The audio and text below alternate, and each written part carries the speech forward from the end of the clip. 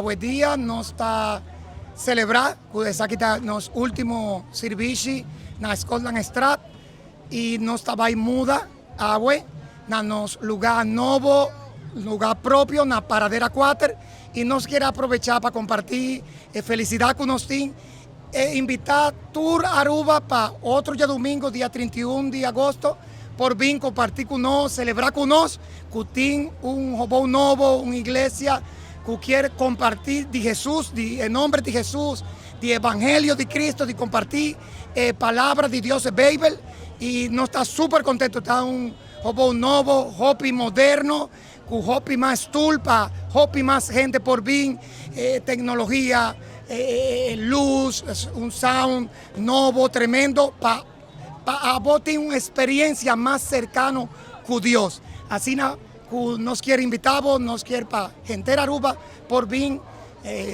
rubiano, extranjero, nos turta palabra, Señor.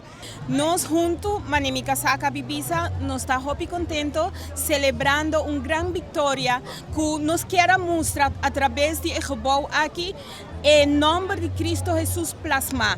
Sobre nós é lugar para identificar o poder e a glória de Deus, pero é lugar para mostrar que uma igreja que decide adorar e alabar Deus, turcos em nome de Jesus está possível. E nós queremos mostrar a comunidade Aruba e Paradeira 4 que nós temos um lugar para bolso, que nós está guarda bolso para vir celebrar a grandeza, o poder e a glória de Deus. Por isso que Deus turco está possível Aruba. Assim não laga está solamente uma palavra, uma invitação, ou algum gente que por laga visa algo. Não, vai experimentar e next dia domingo 31 de agosto.